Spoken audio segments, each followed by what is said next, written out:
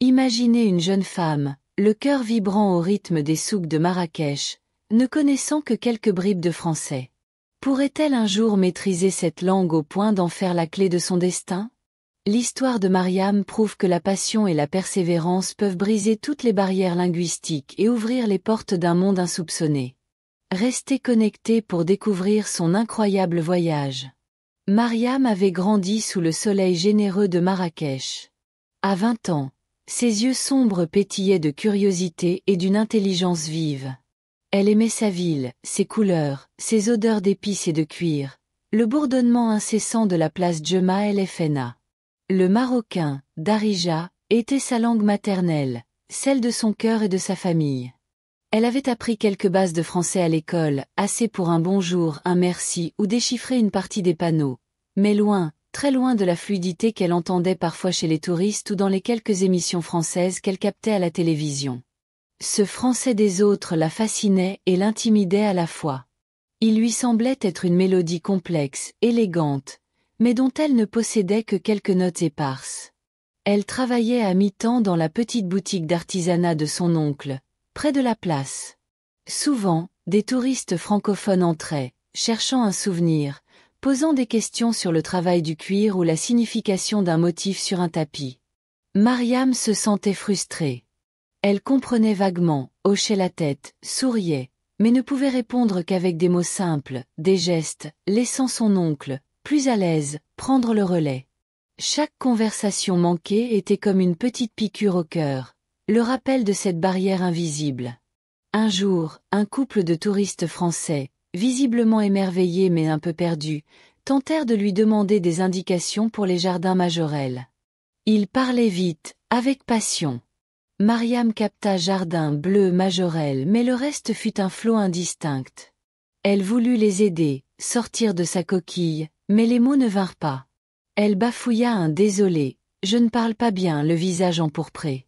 Le couple, bienveillant, la remercia et continua son chemin. Ce jour-là, une décision ferme germa dans l'esprit de Mariam. Elle allait apprendre le français. Pas seulement le baragouiner, mais le parler, le comprendre, le vivre. Sa quête commença modestement. Elle dénicha de vieux manuels de grammaire ayant appartenu à son frère aîné, acheta un petit dictionnaire franco-arabe dans une librairie du Guélise. Ses soirées, après le travail, furent consacrées à décortiquer les règles de conjugaison, à mémoriser des listes de vocabulaire. Elle téléchargea quelques applications gratuites sur le vieux smartphone familial, répétant des phrases simples. Le chat est sur la table, je mange une pomme. Les progrès étaient lents, laborieux. La prononciation était un défi majeur. Les R français lui semblaient impossibles à rouler correctement, les liaisons la perturbaient. Elle se sentait souvent découragée, seule face à cette montagne linguistique. Dans la boutique, elle tendait l'oreille plus attentivement aux conversations des francophones, essayant de repérer les mots qu'elle avait appris, comme un jeu de pistes auditifs. Parfois, elle osait un bienvenu ou c'est combien, plus assurée, mais la peur de faire des erreurs la paralysait encore souvent. Elle commença à regarder des dessins animés français en ligne, avec les sous-titres en français. C'était plus accessible que les films pour adultes. Elle notait les expressions nouvelles, répétait les dialogues à voix basse quand elle était seule chez elle. Sa chambre devint son petit laboratoire linguistique secret, tapissé de post-its avec des mots et des règles de grammaire. Un après-midi pluvieux, chose rare à Marrakech, alors qu'elle se protégeait sous l'auvent de la boutique, une vieille dame française, élégante malgré la pluie, cherchait visiblement son chemin, l'air un peu paniqué. Elle tenait un plan touristique trempé et regardait autour d'elle avec désarroi.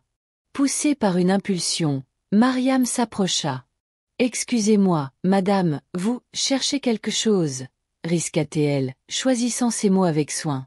La vieille dame sursauta, puis lui adressa un sourire fatigué. « Oh, ma chère enfant. Oui. Je suis complètement perdue. J'essayais de retrouver mon riad, le riad Fantasia, mais avec cette pluie, tout se ressemble. » Le français de Mariam était encore hésitant, mais la détresse de la dame lui donna du courage. Elle connaissait bien le riad Fantasia, non loin de là. Riad Fantasia. Oui, je connais. Ce n'est pas « loin », dit-elle, cherchant ses mots.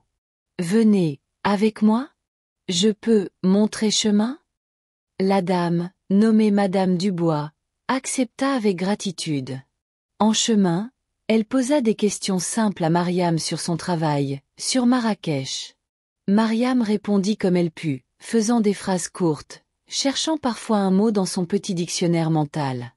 Madame Dubois fut d'une patience infinie, corrigeant gentiment une prononciation ici, un accord là, sans jamais la faire sentir idiote.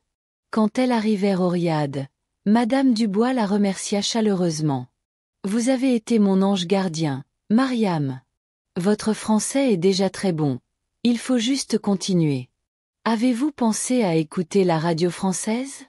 Ou lire des journaux simples ?» Cette rencontre fut un déclic. Pour la première fois, elle avait eu une vraie conversation, aidé quelqu'un grâce à son français naissant. Et les conseils de Madame Dubois lui ouvrirent de nouvelles pistes. Motivée comme jamais, Mariam suivit les conseils de Madame Dubois. Elle trouva une station de radio française en ligne et l'écoutait pendant des heures, même si elle ne comprenait pas tout. Elle essayait de reconnaître les mots, de s'habituer au rythme, à la musicalité de la langue. Elle commença à lire des articles simples sur des sites d'actualité pour enfants ou adolescents en français. Un jour, en cherchant des ressources en ligne, elle tomba sur un site d'échange linguistique. Elle créa un profil, expliquant qu'elle était marocaine, apprenait le français et pouvait aider quelqu'un à apprendre l'arabe marocain. Quelques jours plus tard, elle reçut un message. C'était une étudiante française, Chloé, vivant à Lyon, qui rêvait d'apprendre le darija pour un futur voyage au Maroc. Elles commencèrent à échanger par écrit, puis par appel vidéo. Les premières conversations furent un peu gauches, remplies de de rire et de recherche de mots. Mais Chloé était aussi enthousiaste et patiente que Mariam. Elle passait une demi-heure à parler français, puis une demi-heure en darija. Chloé lui expliquait les expressions idiomatiques, la culture française, lui recommandait des films et des séries. Mariam, de son côté, lui enseignait les subtilités du darija et lui parlait de la vie à Marrakech. Cette interaction régulière fut une révolution. Mariam ne se contentait plus d'apprendre passivement. Elle utilisait la langue activement, pour communiquer, pour créer un lien. Elle commença à se sentir plus à l'aise, à oser des phrases plus complexes. Son accent s'améliora, sa compréhension devint plus rapide. Elle commença même à rêver en français parfois. 1 an avait passé depuis sa décision initiale. Mariam n'était plus la jeune fille timide qui bafouillait. Son français était devenu fluide, teinté d'un léger accent charmant, mais riche et précis. Elle comprenait presque tout, lisait des romans, regardait des films sans sous-titres. L'occasion de tester réellement ses progrès se présenta de manière inattendue. Un groupe important de délégués francophones visitait Marrakech pour une conférence sur l'artisanat durable. Un soir, un petit groupe d'entre eux se perdit dans les dédales du souk après la fermeture de la plupart des échoppes. Ils semblaient inquiets et discutaient vivement de la direction à prendre. Mariam, qui fermait la boutique de son oncle, les entendit. Sans hésiter, elle s'approcha. « Bonsoir messieurs dames. Puis-je vous aider? Vous semblez un peu perdus. » Sa voix était claire, assurée. Le groupe se tourna vers elle, surpris et soulagé. Ils expliquèrent qu'ils cherchaient à rejoindre leur hôtel près de la Koutoubia mais que leur téléphone n'avait plus de batterie pour utiliser le GPS. Avec calme et précision, Mariam leur expliqua l'itinéraire le plus simple, utilisant un vocabulaire précis pour décrire les points de repère. Elle répondit à leurs questions sur certains artisans locaux qu'ils avaient repérés, leur donna quelques conseils pour leurs derniers achats. Elle parla avec aisance, humour même, pendant près de 15 minutes. Les délégués étaient impressionnés non seulement par son aide mais aussi par sa maîtrise de la langue et sa connaissance de la ville. L'un d'eux, le responsable d'une galerie d'art parisienne spécialisée dans l'artisanat international, lui tendit sa carte. « Mademoiselle, votre aide a été précieuse et votre français est excellent. Si jamais vous envisagez de travailler dans un domaine lié à l'artisanat et à la culture francophone, n'hésitez pas à me contacter. Nous cherchons parfois des personnes comme vous, qui font le pont entre les cultures. » Mariam prit la carte, le cœur battant. C'était plus qu'une simple aide. C'était une reconnaissance, une validation de tous ses efforts. Elle avait non seulement surmonté la barrière de la langue, mais elle l'avait transformée en un pont. Ce contact fut le catalyseur d'un nouveau rêve. L'idée de travailler à Paris, dans un environnement où elle pourrait utiliser son amour pour l'artisanat marocain et sa nouvelle maîtrise du français, commença à germer. Elle continua à perfectionner sa langue, passa même un examen officiel, le DELF B2, qu'elle réussit avec brio. Encouragée par sa famille et par Chloé, elle contacta le directeur de la galerie parisienne quelques mois plus tard. Un entretien vidéo fut organisé.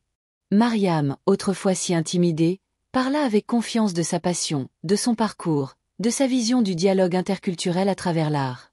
Son aisance en français, combinée à sa connaissance authentique de l'artisanat marocain, séduisit le directeur. Quelques semaines plus tard, l'incroyable nouvelle tomba. On lui proposait un stage rémunéré de 6 mois à la galerie à Paris, avec une possibilité d'embauche par la suite. Le départ fut émouvant, mais rempli d'excitation.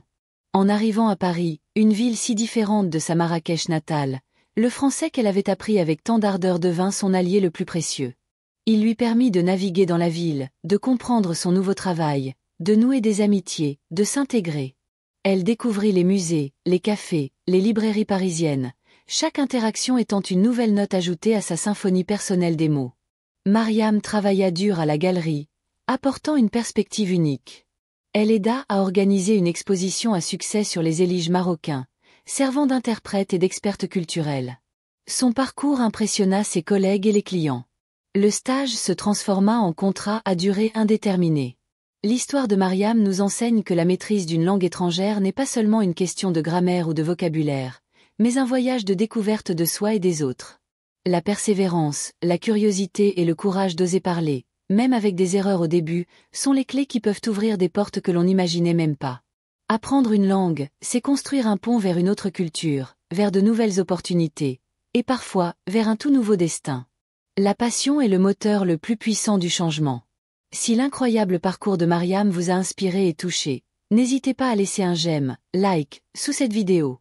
Abonnez-vous à la chaîne pour ne manquer aucune de nos prochaines histoires inspirantes. Et surtout, partagez cette histoire avec vos amis et votre famille pour diffuser ce message de persévérance et d'ouverture.